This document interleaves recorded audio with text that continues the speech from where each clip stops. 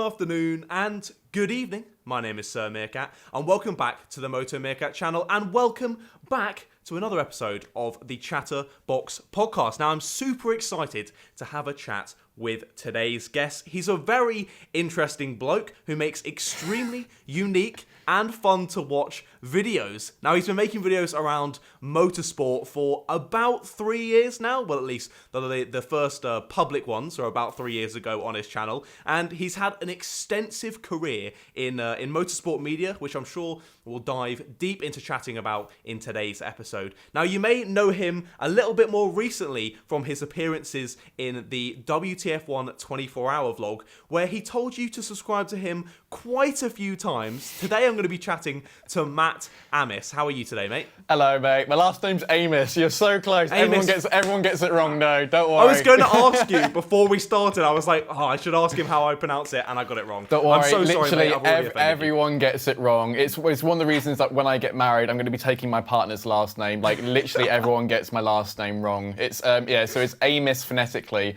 But, yeah, no worries, mate. Gotcha. Yeah, right, cool. I'm so sorry. It's all good, mate. That's awful, mate. How have you been? Are you doing okay today, apart from me saying your name? Yeah, not too bad. Yeah, so I've just done a big house move. I'm currently in my new office, my new sort of YouTube studio. So all of this side is looking good on camera, but everything behind is such a mess at the moment. So yeah, it's going all right at the moment because it's just a lot of cable management, a lot of new gear coming in, and it's all exciting stuff. Nice, mate. Nice. I'm glad to hear it. I hope that that whole new setup goes well for you and that you can get a little bit more tidy in the coming weeks. But as I mentioned, we'll move straight onto the chatter. I'm really excited to talk about this. But firstly, as I said before, people may know you or may have seen your face a little bit more from that WTF1 24-hour video.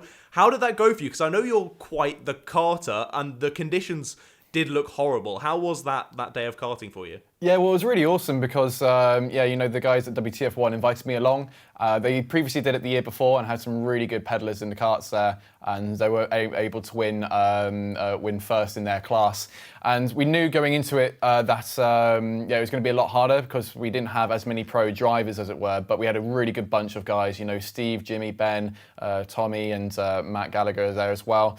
And effectively, I was sort of not only driving there, but also being a lot of the camera guy as there as well, because Tomo was filming there just sort of during the day part, and then through the whole night and the morning and stuff, that was all sort of me sort of keeping up as it were. But it was a really fun event. As you said, it was really tricky conditions. I do a lot of karting myself, but it was the first time I've ever actually driven in a proper wet conditions. My first stint was at 1 o'clock in the morning, and it wasn't really sort of covered on the video purely because I was the one filming most of the time, and when we got to that sort of point in the night, everyone's trying to get as much sleep as I can. And so when I jumped into the kart, it was my first time ever driving in the wet, and literally it was just like, it was so intense. Like the spray of the karts in front of you was just blinding. And I think Super GT in his video, I think in his first or second stint, you'll see how much water there is because you couldn't quite see it from trackside, but when you're sitting in there, it's incredibly hard. And the first stint was kind of awful because it's my first time driving in the wet, so really experimenting with racing lines and just being overtaken left, right, and centre. But also, standard. I got taken out 3 times during my stint, twice by the same guy. And so it was a vendetta against you or something. Yeah, literally. Well, it was. I remembered the badge because it was 21 on. I think it was 21 or 23, one of the 20s. And it was the same person, and it was at a really horrible point of the track where it's a downhill section, and if you'll go off into the barriers there, it's really hard to rejoin because it's such a fast sort of entry coming into it, and so if anyone hits you, it's going to be really sort of like a red flag session.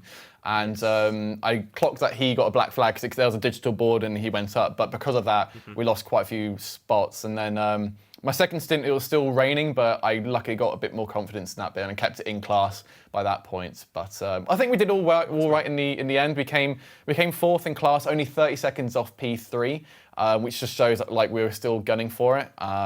We took it a lot more seriously this time around because last year there was a few mistakes the team had made, which we could easily sort of fixate. You know, having a driver schedule, you know, doing driver signals as well, which they hadn't done, and so I was a bit anal about that sort of thing, of, like, you know, just trying to, like, be a bit more, taking it a bit more seriously. Which at first people were just sort of joking about, being like, "Oh, we don't need to do that." But then come the very end, we had to really rely on it. So but yeah, all in all, it was really fun. Oh, that's nice, mate. No, proper running it proper, and you did a very good job, mate. But we see in the WTF1 video, Matt's there after his stint, like, lying on the floor, like, "Oh, I'm so dead." Little do we see, you're in the stint in the night, the worst stint, and then you get out and you have no time to complain. You have to start filming for them as well. So fair play to you, mate. I know how bloody difficult Buttmore is in the wet on slick tyres. It's bloody horrendous. I do the British Universities karting championship. Oh yes, yeah. I've done Buttmore in the wet on slicks. It was absolutely horrendous. So yeah, I feel your pain. Yeah, because there's so many sections of the track where unless you're, because it's one thing being good at karting, it's another thing if you're knowing what lines to take and how to actually control a kart with slick tyres on. And, like, you know, Steve and Jimmy have got it down to a T because they race in Club 100 and they've had to already race in those sort of those conditions. Whereas for me, completely green to racing in those sort of things, it's fine. And also, Steve only lives like 5 minutes from the track anyway. So when he came in and he was doing, like, the best lap times, and then I had to jump in after him, it's a bit like, it's kind of like an unfair like sort of approach to it. But it's also, like, it's just quite taxing as well. You know, like, doing my first stint was 2 hours long.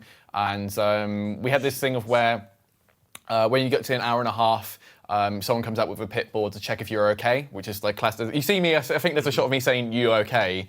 If the driver sort of does a thumbs up, then he's going to carry on for an extra 30 minutes. And if he wants to come into the pits, he taps himself on the helmet. And that way it's really clear to whoever's on the pit board that they want to come in, and then we can sort of mess around with scheduling and stuff, and then we can show the pit sign that to come in and such.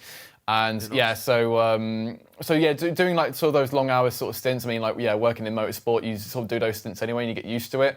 And also, I had the knowledge of, like, you know, Ben had in his first stint had already gotten a black flag or two, and I was like, all right, I better just stay in just in case, because if we do get a black flag, we'll be massively down the grid. No offense to Ben or his karting or anything, but I was like, you know, I'll stick it out for the extra half hour for my 2 hours stint, just in case, you know.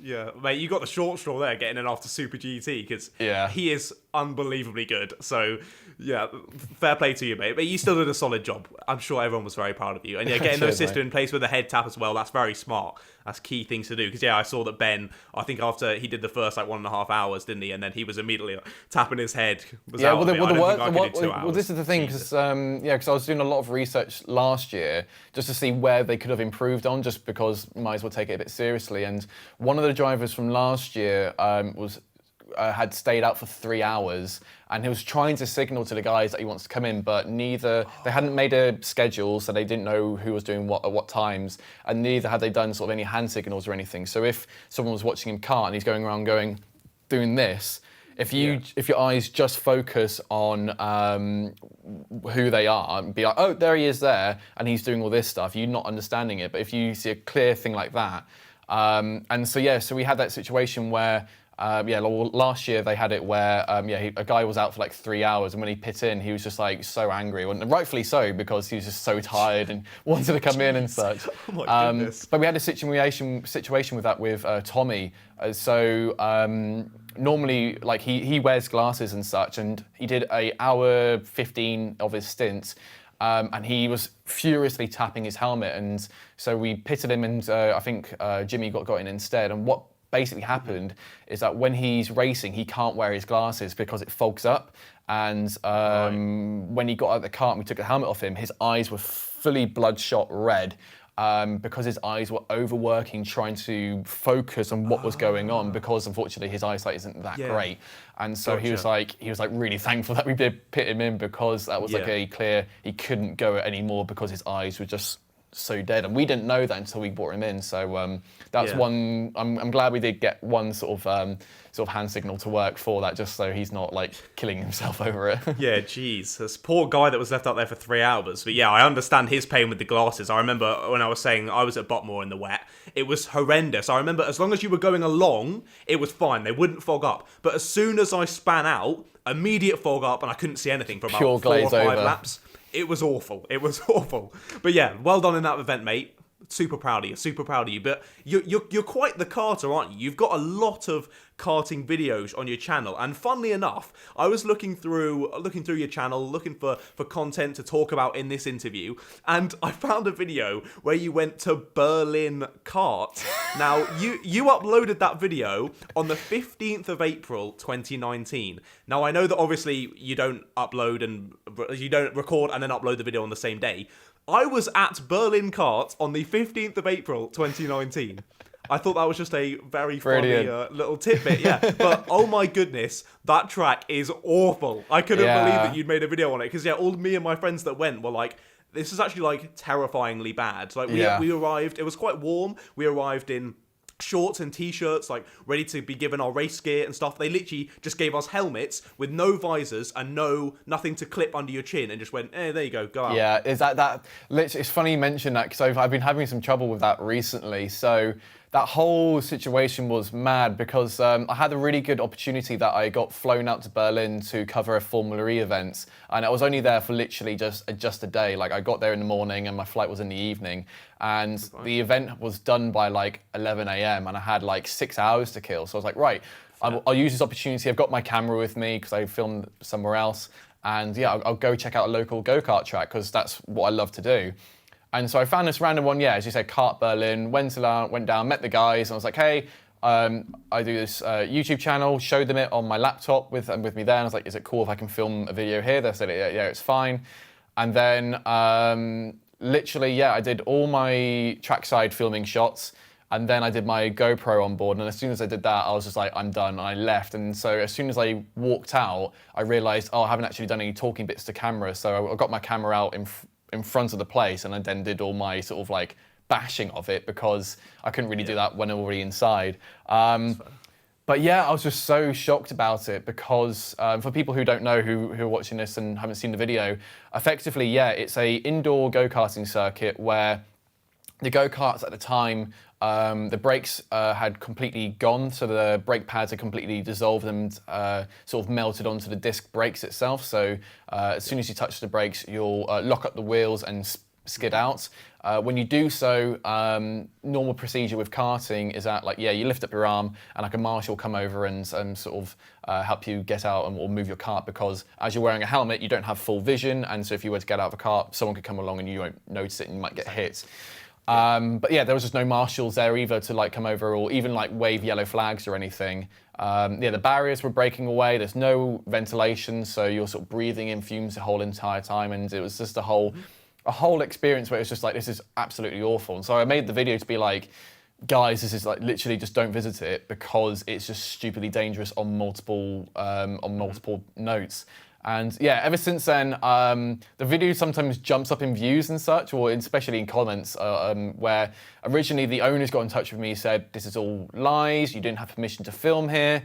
And then I simply remind them, well, if I didn't have permission to film here, how come I've got trackside shots where you allowed me to cross over to the track, film shots out of the camera? Likewise also, I had a GoPro on, so if you didn't like that, you would have told me there anyway, so that sort of negates the point. And also, the stuff I'm talking about is not really opinions or anything. I show a shot where the brake pads are melted into the wheel, and everything there it's fact. It's not like me an opinion based or anything.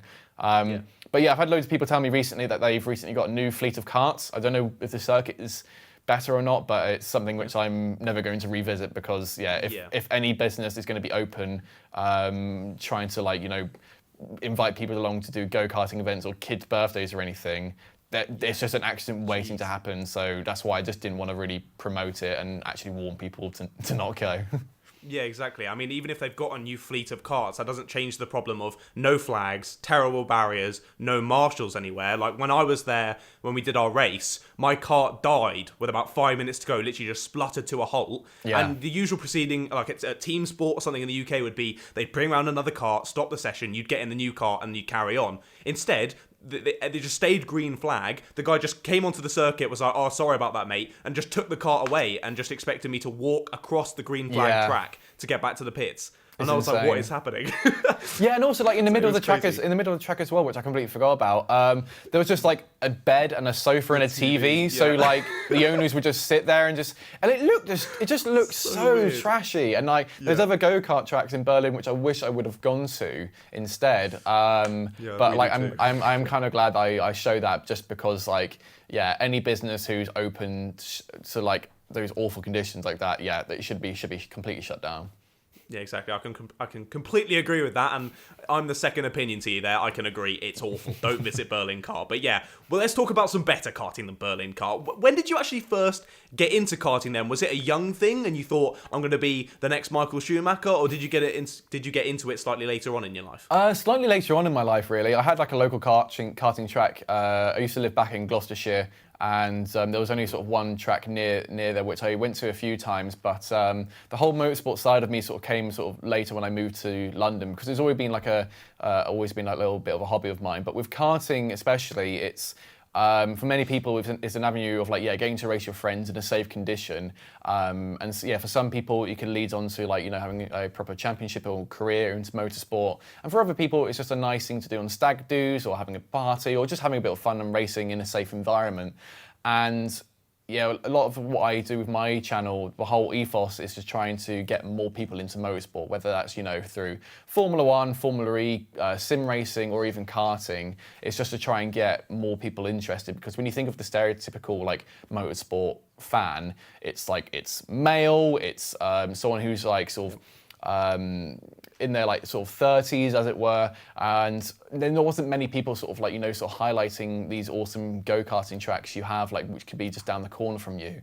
And so a lot of the karting tracks I want to sort of show off, it's mainly because they don't have an online presence. Normally what you see is just a website with a photo, whereas if you've got a whole detailed breakdown of what the karting track is, what you're going to expect when you go there, and then hopefully you can do better for those businesses and whatnot. So with my sort of karting sort of side of things, it's one, because I love racing and it's a great way to actually get on track with other people, but it's also because I like sort of helping local businesses, and also just to try and get more people into racing as well. So then hopefully we'll like in like a year or so's time we can do like a massive like go-kart meetup and stuff like Buckmore or Daytona or wherever, and then we've got a good awesome bunch of people who all just want to enjoy the sport of karting.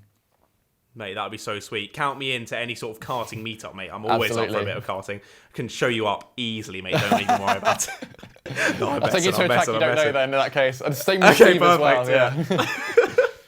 Yeah, as you were saying, you've been making loads of videos on different kart tracks, and it's so selfless of you, I guess, to go to all these smaller tracks. And I agree with your point of saying, usually they don't really have any presence. And if I'm wanting to go to a track in an area that I don't really know, I'll look on YouTube and there might be like one or two like terrible onboards of people going around, and I still can't really tell what the track's like and all about. So your videos are definitely sort of revolutionary for that, for the karting track scene. But you also do videos along sort of specifics of karting and how-to karts. Now, you had your first, I would say, proper motorsport coverage video on your channel, which was how to win at go-karting. Now that has 96,000 views, so pretty good. Did that take off quite quickly, that video? Was that sort of a slow burner as your channel rose? It was a bit of an evergreen sort of content with that, because back then when I was sort of just starting to make sort of videos, as it were, one of the main reasons I sort of started to do that one is because I used to go with like a regular group of friends,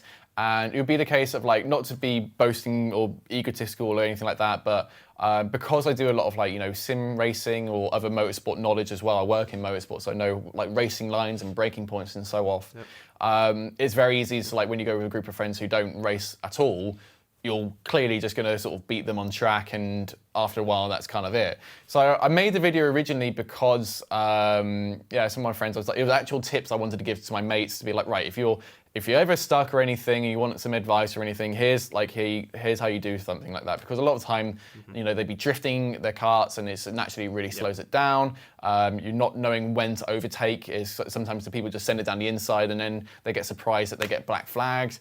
And I felt like at the time there weren't many videos online which were actually properly detailing tips, but like also explain them correctly. So you have like top 5 ways to win a race or karting, or how to win in karting and such, and it would just tell you like, okay, best place to overtake is a hairpin corner, and then go on straight into the next tip, and it's not explaining why. It's all well and good, sort of telling someone how to do a job, but if you explain the reasons why, it makes it more sense, and it'll stick into them when they actually are going go-karting. And there weren't many videos a couple of years ago which were actually sort of really detailing in that. And it's something I've actually wanted to do again recently, do another like a tips and tricks 2, as it were. I would say the title is a little bit clickbaity. It's certainly the elements of how you can win a race. I mean, if you really wanted to win a race, it'd be just take everyone else out and be the last kart running. But I'm not sure I can really say that. The Mahavira Gunathan strategies. Yeah. No, mate, a great video, I have to say. It's good that you're, bringing more people into it, because, as you were saying, nothing, for someone who properly doesn't get it and doesn't understand, you really do need to explain and educate the sort of technical side to it of why this works to be good, because otherwise if you don't understand it, then you're just sort of doing it, just not really knowing why, and then you could be doing it wrong. So yeah, totally. That's very nice, mate. But that wasn't your first sort of viral video. I was looking back on your channel, and your first one was actually how I got my hair back. Now, not a very motorsport side video, but it's got like 3.5 million views. Like, absolute banger of a video. Can you talk us through the process that you were going through in that video, and also the video itself, like how that has gone to such a high number of views? Yeah, totally. So I've been doing YouTube for quite a few years, like about 6 years or so now. But basically, when I first started, it was very much vloggy type content.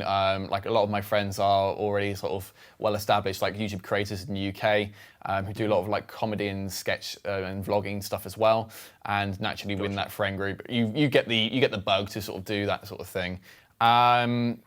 But with me, like I wanted to sort of switch it up a little bit, because I felt like with a lot of these vloggers, it was very fake.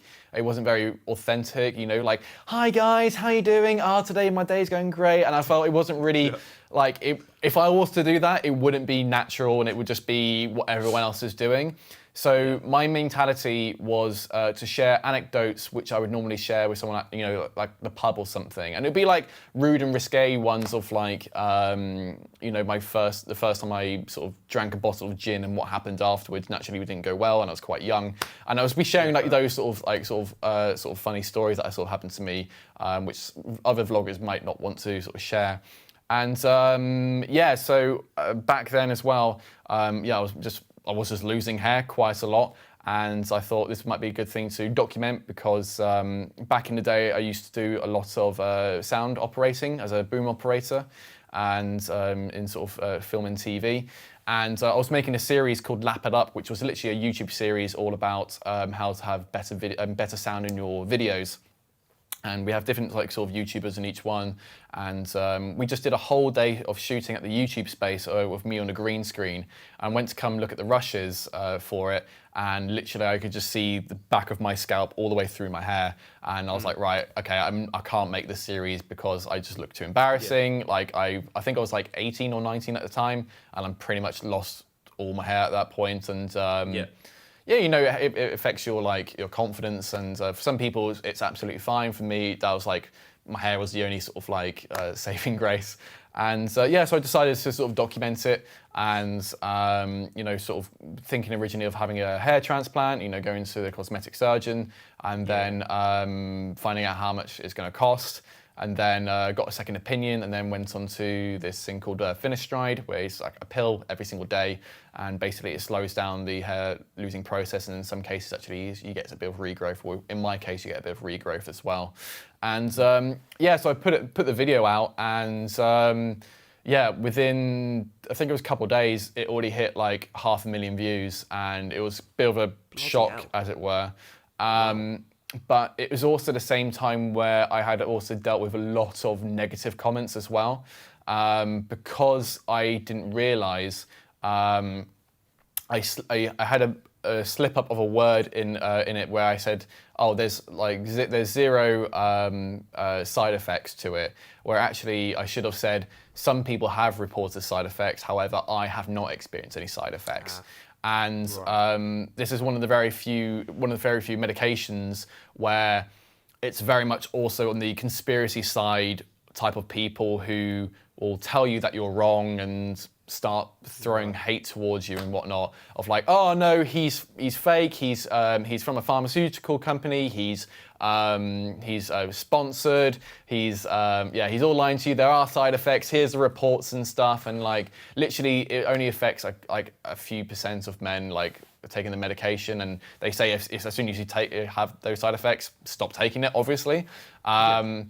And yeah, like literally it just tapped onto a really like niche like conspiracy group side of people, and half of that was sort of helping with the views as well, I guess. But the other half of it was just awful, and so it got so bad to the point where the reason I wanted to delete the video because I was like, I can't deal with this hate. And it's not just through YouTube comments; it'll be through DMs, Facebook Messenger. I believe my partner even got a message through her personal accounts being like, "Oh, your boyfriend is a liar," doing all this stuff, and it got so bad that someone found my home address and publicly put it into the YouTube comments, which it came up as spam, which I was just like, right, the fact someone's found that, I'm just like, this is not okay. That is insane. Yeah, and this is nothing I would have expected as well, just from like a candid, like,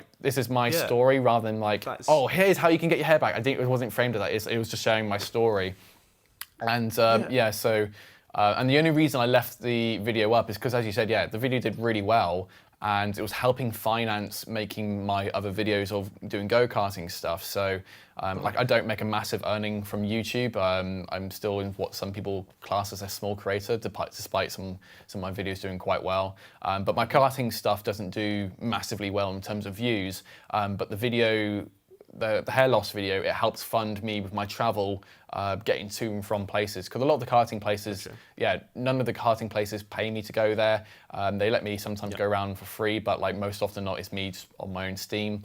And other places where I need to hire a car or get a train or anything like that, it adds up. And so that's literally the only reason why I left the video up. And only recently I've turned off the comments because I was worried if I turned that off, the viewing would just stop automatically. Luckily it hasn't, and the comments have died down. But yeah, a bit of a weird one with that video. Oh my goodness, yeah. People never fail to amaze me. The title was far less clickbaity than your bloody karting one, and that's the one that got all the hit, mate. That is mental. I'm so sorry to hear that people would be so horrible to you about such a normal thing just because you misspoke a couple of. Yeah, well, it's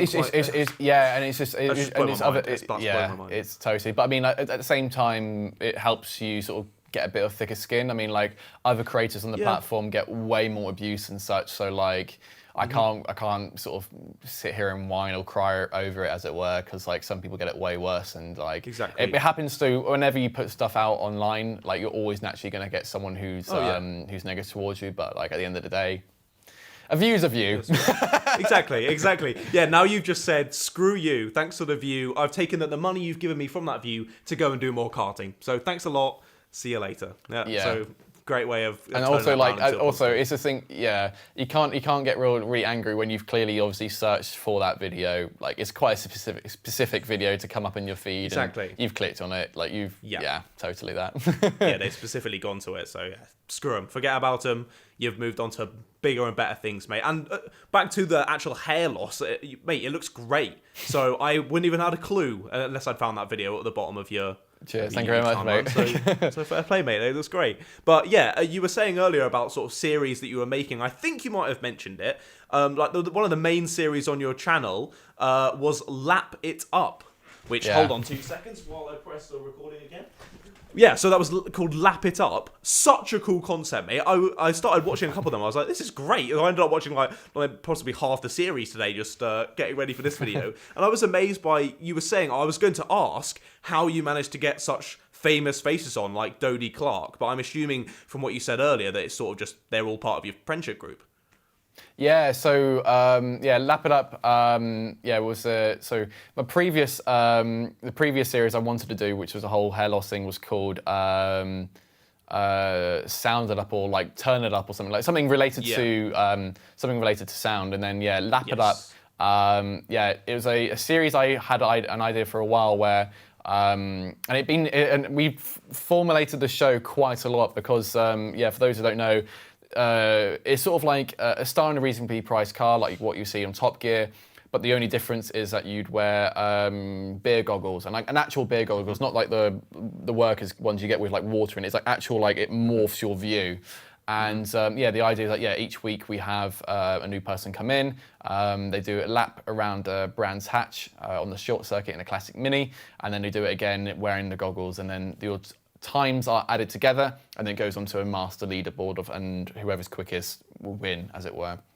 Mm-hmm. And sorry, you go. Sorry, carry on. You carry on, mate. And so each episode is featuring a new person. So sometimes it's a complete random who's a friend of mine, or as you said, someone who's already known online as well. So everyone who features into it are good friends of mine. So you mentioned Dodie. I've known her for about 6 or 7 years or so, and I just thought I thought she would have a really good time with it because when we have parties or birthdays or anything, my rig would just be there in the corner. And she mentioned that she would always love to have a go with it, so I invited her along and her manager Josh as well. And they had a great time with it, and it was a really, really fun series. I would never do it again because it was a great learning curve, but at the end of the day, it was really, really fun to do. Yeah. Dodie seemed like she had a great time. She wasn't very good, but she was having a laugh throughout it. That makes for it though. Yeah, if you're exactly. If you're really quick and quiet the whole time, it's just going to be a bit boring. Where you want them to struggle, which I think a lot of them did. So exactly. That was great. Exactly. No, that made it much more funny to watch. No, it was great. But and then with the finale as well, I thought was sweet. I watched that earlier with the whole real life karting aspect was great and really well produced as well. So. Well done to you on that, mate. It was really cool. I'd love to do something similar with like some other content creators, like yourself and Tomo and other people like that. Do some karting stuff in the future, so that would be cool. Yeah, totally. Yeah, because Capital Karts were really happy to host it for us. Because it was myself and another camera operator who was on the first floor, and we tried to film it as best as we could. And we even had 2 GoPros on 2 of the go-karts to help cut into it. And literally, first corner just came straight off. And I thought that might happen because I said to them, can we duct tape them on? And they were like, oh no, visually it wouldn't look that good. And then it came straight away. But luckily we had some unmanned camera positions just to help sort of show the race story going on. And so I think it worked out all right in the end. Yeah. No, nice. No, it was great. I'm all too used to cameras coming off, mate. At the last BUKC race, like halfway through, my GoPro just ripped straight off and went absolutely flying. It was terrifying. But yeah, super annoying when that happens. But yeah, so you've done all these series, had a great time doing it. As you said, learning curve, certainly, of making content. But it wasn't until your F1 graphics videos where the channel really began to take off. Now, what made you decide to first start making those? Because I would say that your content before that didn't really have too much graphic design involved, and then suddenly you decided to do this and it really blew up. So what made you want to do that? Well, yeah, because as an F1 fan, I do a lot of graphical work with my own day-to-day work, as it were. You've been using the program for years, and I've for example, I don't touch Photoshop whatsoever. I don't know the program at all. I've done it all through After Effects because for me, I was very much like, should I learn a stills sort of program or should I learn a video effects? Basically, I can do photo effects in video, but do it from motion. So I was like, that makes a clear sense to me, and I still do that today. So all my thumbnails are done in After Effects and stuff like that. But it was just because more like in the last couple of years, I've been really trying to dial in of why am I making videos and what is my purpose of it. Like if someone's like trying to chase views, you can do that easily with like some viral ideas or anything like that. But for me, it's very much like I want to show more of like a deeper appreciation of motorsport. And for example, when I was just looking into like I think it was like when the whole TV rights came in for like Formula One, you know, back in the 70s with like Bernie and such, and you like typically what you find with like F1 like sort of showing its heritage would be like a black and white photo from like, oh, on this day was Jim Clark, you know, like it was a four abreast crossing the finish line in Monza on this certain date.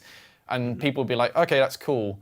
But they don't show much appreciation for it. And then it really sort of clicked to me, being like, well, like, surely fans would show more of appreciation of what the racing was back then if they could actually know what was going on in the races. And so I started looking over, you know, footage from, you know, the 1950s and 60s and even some of the 70s as well, where they didn't have any TV graphics, and trying to see, well, if I was to be able to like create these scratches, replicating them from Formula One, from what we see nowadays, hopefully then fans would have a more of appreciation of what was going on in the race. Because yeah, granted, it's all well and good seeing like a race clip from like the 1960s and it's like it's a square and someone spins out or anything, but then you just don't know what the race story is. And I thought, okay, well, why don't I try and recreate some of the graphics and put together a montage of some of the best sort of clips that I sort of know from F1.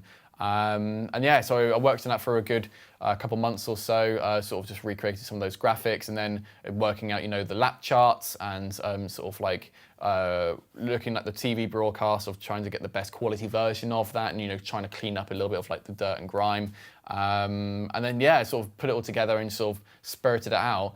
And then, yeah, all of a sudden that just like, it just blew off within 24 hours. It already got like, you know, 100,000 views, and I was just like blown away by it. So it was a real surprise, to be honest. I was gonna say I was gonna ask about how sort of quickly it had taken off, because that was definitely the first time I've seen your videos. I feel like obviously it took off quite quickly, as you just said. I feel like I remember seeing it, like some bigger page had shared it. I feel like WTF1 or some other ones had shared it around. Did that happen?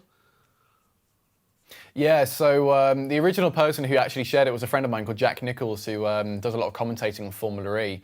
And and from that, then it then spurted into loads of different news articles. You know, yeah, as you mentioned, WTF1. You also got Drive Tribe as well. I think then also Autosport did something as well. And yeah, just loads of places was picking up, because as soon as like two like sort of media publishers share a news article about something more motorsport related, naturally then loads of other places do it as well, because everyone copies everyone else in the sport. Journalism, nice. Yeah, totally, yeah, and but it worked out great. So from that, yeah, for me it was great.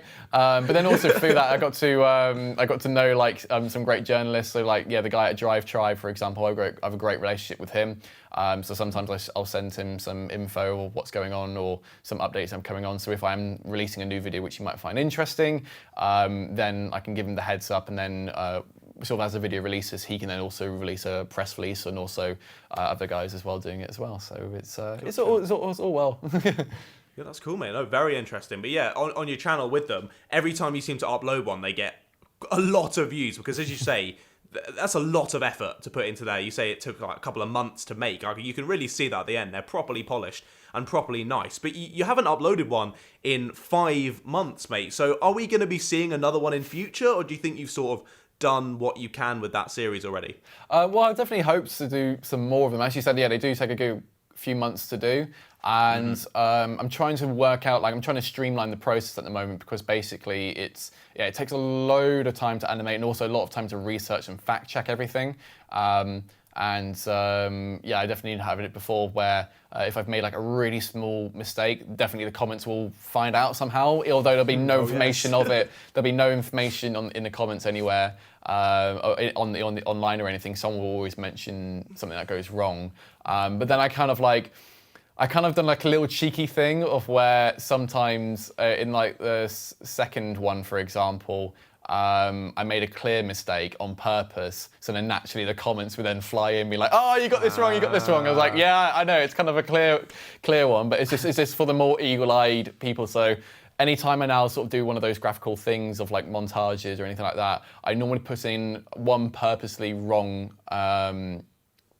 fact, so to see if anyone actually does pick it up or anything like that. Which thinking about it, for some people, like, well, that just looks wrong. Like I haven't done a lot of work for it, but I find it a bit funny to see if anyone does actually pick it up or anything. Yeah. And then naturally, then as soon as one person picks it up, how many other then people quickly then, oh yeah, exactly. You got this wrong. Yeah. People pretending like they were the ones to notice it. Yeah, and but yeah, as you mentioned, yeah, I haven't done one for a while. I think it's just because it's one of the things where, yeah, I know if I was to make them, they do well in views, but I just don't want to, like, if I was to upload that, every couple months, naturally people get bored of it because it's the same thing they've already seen and already, like, it's graphics they've already done. And so I am planning to make a new one possibly in the new year. Because I've got some other plans coming up for December and such. But I am wanting to do one in the new year, just like, based on the new graphics that have come in from F1. Because I always want to try and like at least update something that's moving forward. So for example, now we've got like AWS with their tyre graphic, and you also got the pit strategy as one to implement as well. And it's all about, I don't want to give it all away at the same time because then, no one would care about it. So drips and drabs, being like, oh yeah, still do these graphical videos, but yeah, it's still working out all right.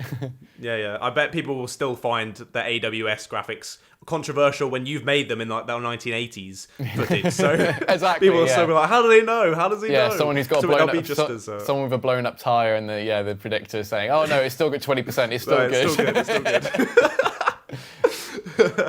No, that's good, mate. That's good. But fantastic been talking to you, mate. We'll end part 1 there, but be sure to join us again in part 2 in just a second. We'll continue talking to Matt about how he got into motorsport media, his time with Formula E, and also your fan questions as well. So don't go anywhere.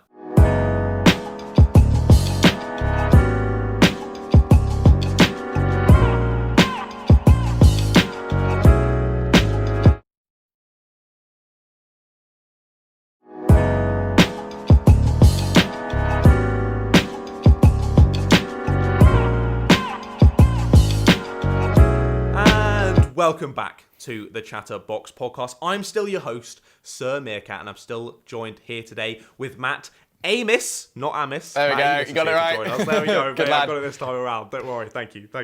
So yeah, just before we get into the second half, I wanted to say, as I was saying before, I've done some research for this video, and StatSmash.com claims that you're worth $55,000. Now, is this correct? That is definitely not correct. Yeah. I don't know where that comes from. Where have they got that from? Yeah, someone's got that cash. It definitely ain't me. Definitely not really worth that at all. I mean, I wish I could make YouTube my full-time job. If I had that money, I definitely would be, but nowhere near that amount, unfortunately. Yeah.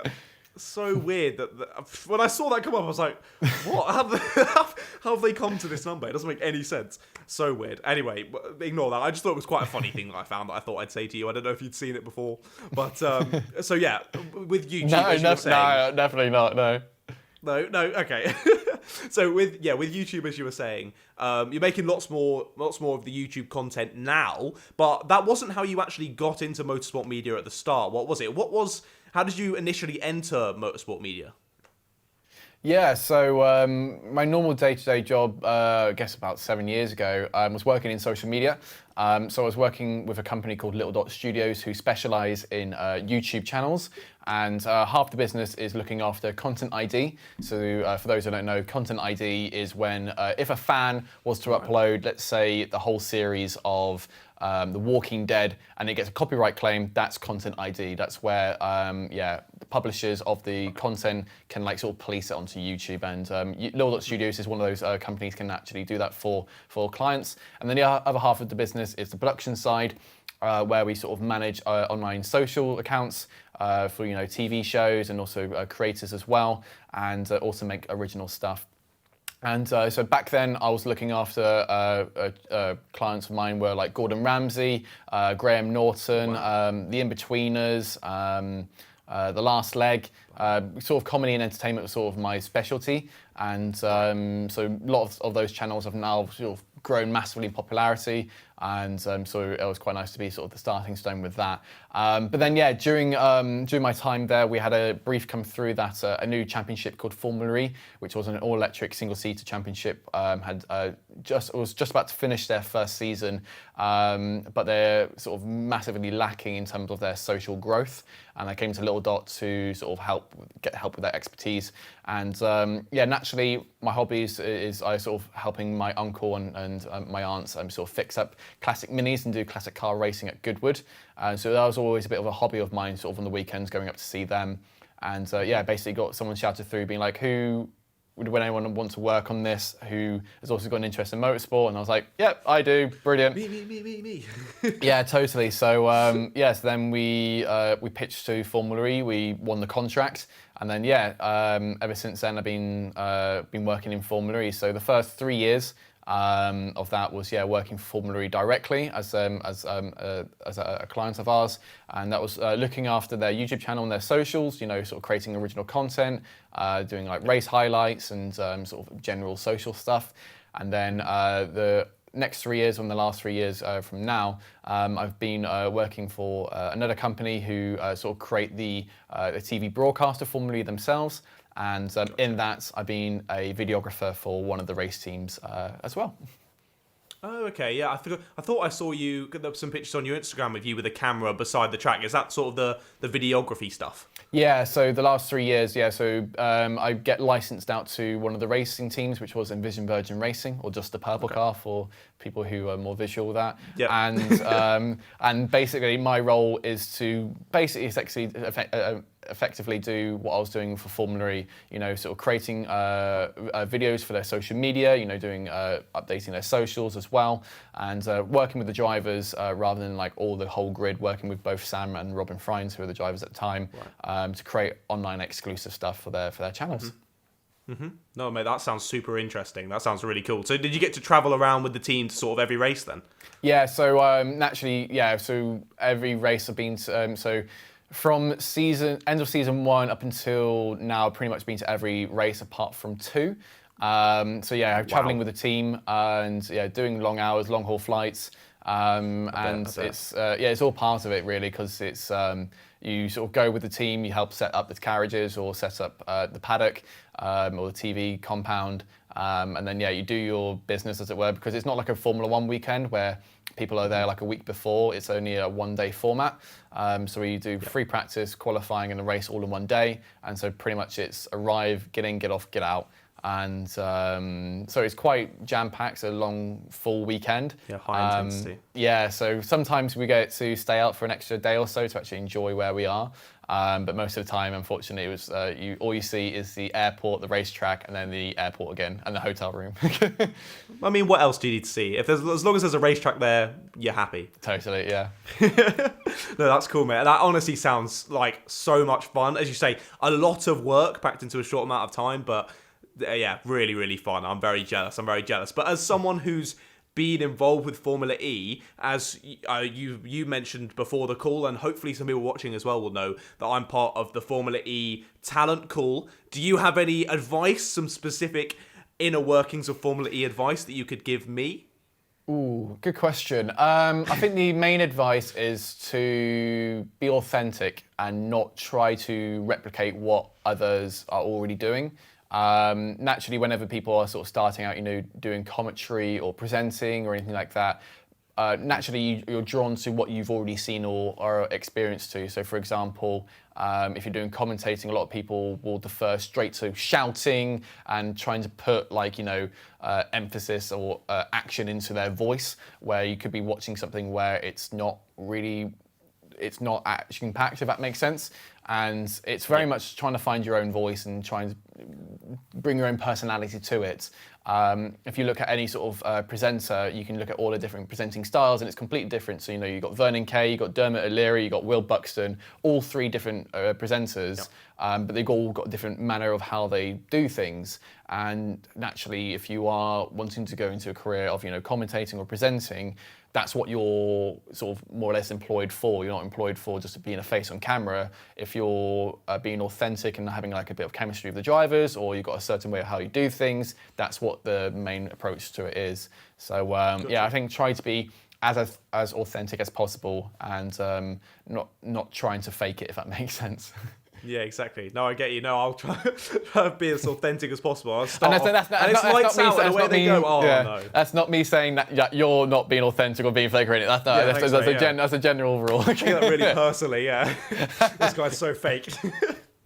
That's all good, mate. Thank you for the advice. I appreciate that. And hopefully next year, maybe I'll see you at the track, buddy. Yeah, fingers crossed. Well, I won't be there, unfortunately, because... Yeah, unfortunately. But, hopefully I get to see you on telly then. Okay, yeah, maybe. We'll see. But yeah, mate, super interesting of your sort of career and moving into Formula E media. But did you study it at school at all, or was it quite? Did you go to uni at all, or what was the Not going at all. from No, school to media? Yeah, so I had a real game plan. Don't go to university. For me, back then I wanted to work in visual effects.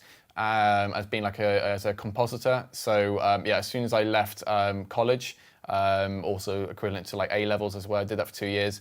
Got an internship down in London, and had that for a year, working as a post assistant, which was awful, but it's part of the grind. Yep. And then eventually just sort of started to work up the order, and after like 2 years of being in London, I really quickly realised it wasn't a career I wanted to do, because there's so many politics and so much like negativity behind the scenes, which a lot of people don't see. And at the same time as when I was doing all my sort of my fun YouTube stuff, that's how I met, doing stuff with Dodie and like other guys like Tom Scar, Jack and Dean, right. Sammy, and all those guys who are YouTube content creators. That was my fun hobby. And then this job at Little Dot came up, and it was almost like the perfect fit, really, that I could actually do what I'm good at.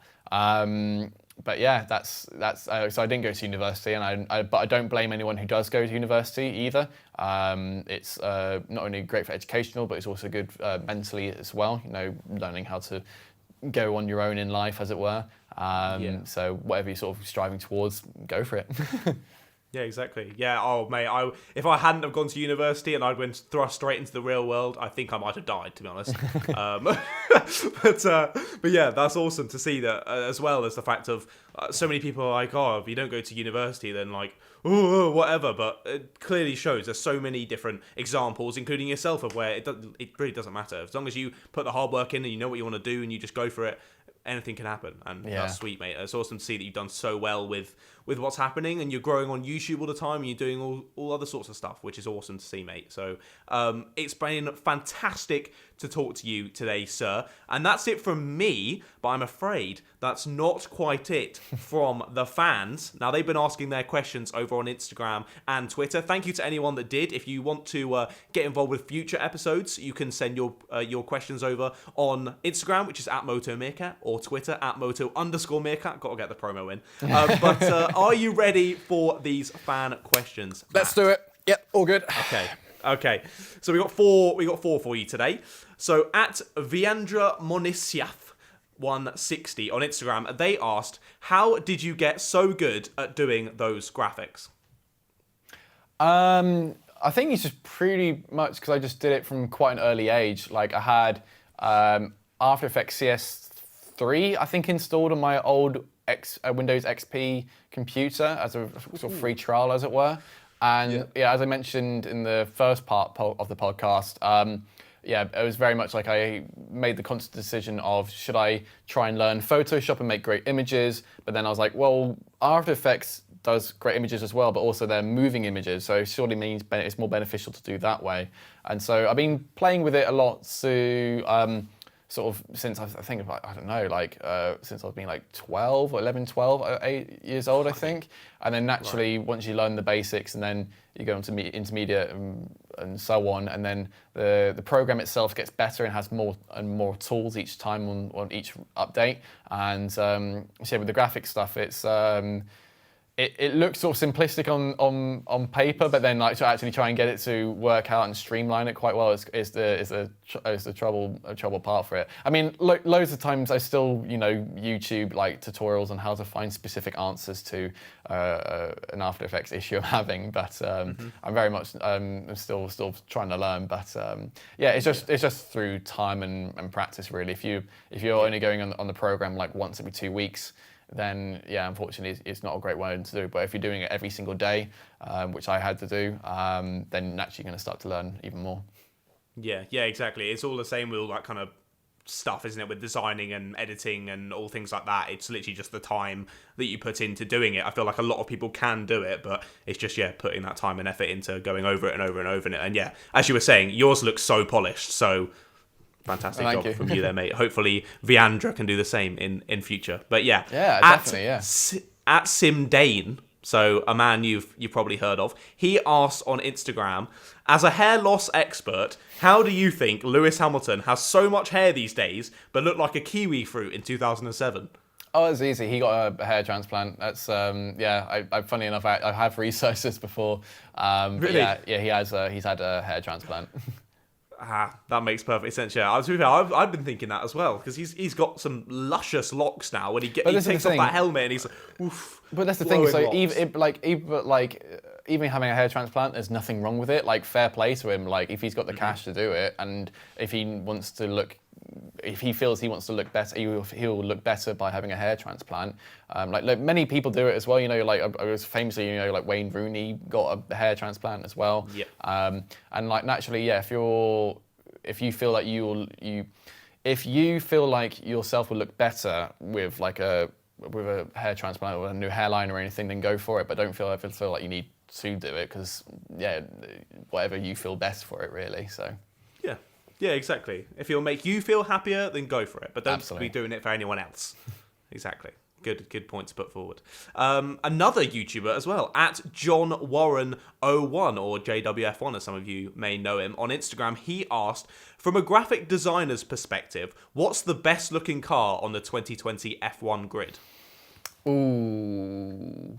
Good question. Putting you on the spot as well, mate. You got to make going full Tomo F1 here. AlphaTauri? This is the thing. I don't understand why he doesn't like it at all. I don't understand why he doesn't like it. I think it looks really good. It's much better than what they've had previously. No way. The Toro Rosso livery is far better than the AlphaTauri, mate. Okay. I'm sorry, it just is. The mix of colours. I think the main thing with Tomo, from a graphic designer point of view. Yeah, from a graphic designer's point of view, I'm right. So. I'm joking. I think, he gives it way too much stick, but fair play to him. Best looking one on the grid.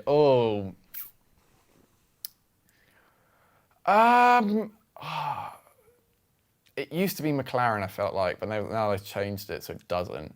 I do like the Red Bull still, I think. So boring, man. I know. I'm a big fan. I'm a big fan of their camo liveries, and then they're just too scared to do it. I'm not too sure now, really. I'm really stumped. Which ones are you toying between? There must be one or two. I like the Williams. Not gonna lie, I do like the Williams. Yeah, the Sensodyne, nice. Yeah, I do like the AlphaTauri quite a lot. I do like it's like just a two-tone sort of color palette onto it, and it's because it looks like no other car currently on the grid, like in that sort of design, as it were. Likewise, it is like a big logo effectively, but it works. Mercedes, I'm not a big fan of. Although they went onto the black one, which I prefer the black one to silver. Definitely. Silver arrows, but still doesn't. It's the same issue with like Ferrari, because it's just red. Yeah, there's some few black accents and such. Haas, no, just get rid of that. Ooh. Haas is just awful. It's like you can clearly tell the team is struggling financially if they're having a livery like that. But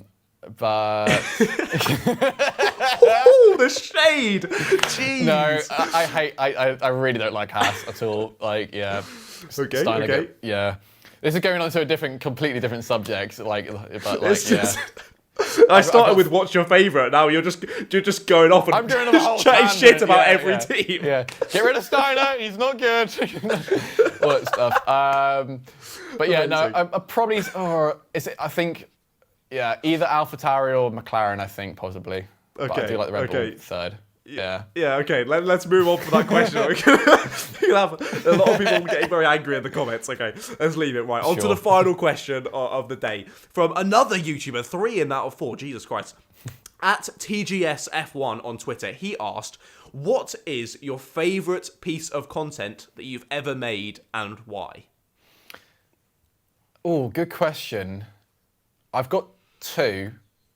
Go on then, I'll let you have 2. Go on, have 2. Well, because one's a graphic video, which is the Silverstone Grand Prix one, and the only reason I really say that one is because yes, they took quite a few months to make, and it was awesome, getting Alex Jakes involved into it as well, and I'm really glad how the video did because no one else, including F1, did anything to that sort to like try and properly show off the heritage of it, and I'm glad I got it done in the time I could because if I missed out on it, then I would have to wait, another 10 years, and by that point, all the footage and stuff could have been lost. So I think that's one. But the other one I'm really happy with, which sucks because it died on its ass in terms of views, was how go-karting was invented. Because I had to do so much research for it because no one else had done a video like that, and it was also the most amount of money I've spent on making a video.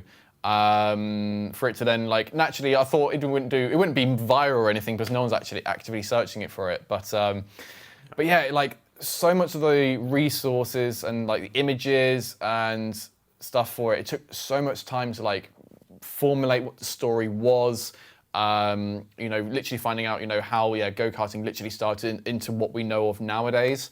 Because no one else had done that, and I was just really proud of that. I properly fact-checked everything. There wasn't a mistake there whatsoever, and I was just really happy with how the video sort of turned out.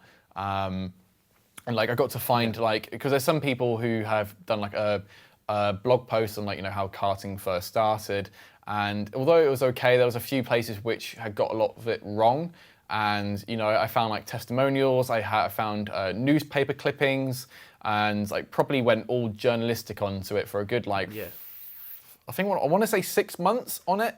It wasn't every day as it were, but it was most evenings. I was trying to find leads onto whether sort of someone would drop a name, and then naturally if I searched a newspaper of where this is how detailed I went into it. So I wanted to find an image of the original owner who created go-karting, called Art Ingalls.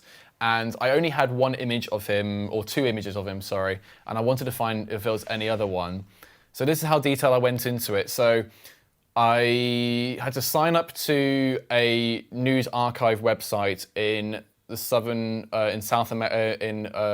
in America, and locate the town name which had previously changed where he'd lived, to then look for a news publication which was open at that time but had then closed, to see if then anyone had then digitally scanned it, to then I could find an image of that article or fact checking or anything like that there.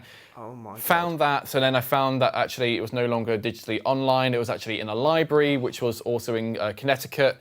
So then they had to then digitally scan that for me, and then they sent it across, and literally it wasn't they had to fully scan the whole thing, which was quite costly. And then they had to send it across to me, then me digitally enhance it, then actually read it to proofread it, and then find an image, and then luckily then we then got an image from that. So that was 7 steps to find an image. So then trying to get a story and do a whole piece around that. That's what it is. So I was really proud when the video got out, because I was Because again, this is going back to what I was mentioned in the first part of the podcast, was that like, yeah, with my channel, I really want to show off like people's heritage where they deserve more credit and stuff. And like Art Ingalls is not like a well-known name. If I was to say Art Ingalls to you earlier, you probably wouldn't have known who that was no or idea, what mate. exactly. But yeah, he's the reason we have the likes of Michael Schumacher, you know, Ayrton Senna, Lewis Hamilton, like any driver you can think of, is because they've gone through karting, and he was literally the inventor of go-karting. And if it wouldn't have been for him, none of this would have happened, or like there would have been a different avenue of how it would all go about. And like people can argue, be like, oh, go-karts would have been invented at some point anyway. It's like, yeah, but that would have altered everything we would have known of. And I really wanted to, like, you know, tell his story of like, this guy was awesome. He's the one who made it from a lawnmower engine into something which now we can do on a competitive level. And like, you know, mate, also, that's sweet. yeah, and also like, you know, Sergeant Mickey Flynn, who was a US airman I who remember the brought it video. over to the UK, and then the UK blew up in terms of karting, and then yeah, that's how it then went into Europe. So yeah, so that's the most, I think that one I think is probably the most proud of. Yeah, that's fair. No, I do remember, because I was thinking of making a video about history of go-karting at one point, and I looked it up. Obviously, I always look up on YouTube to see who's made content about similar stuff before. Saw your video, I was like, oh, sweet, Matt's already made a video. I won't make one, but I'm definitely going to watch his now. Watched it, and it was brilliant, mate. That video is so good and so detailed. I didn't quite realise that you'd gone into that amount of detail to find a photo. That is insane, mate. That really, really shows your commitment to the content. But yeah, as I said, incredible video. So I'll leave that link in the description to that video specifically as well for people to go and watch, because it's a really good one. But yeah, I think that's about it. That's my questions done off the leaderboard. So it was awesome to chat with you today, Matt. Thank you so much for coming on. If anyone would Thank like you, to mate. see... It's been awesome.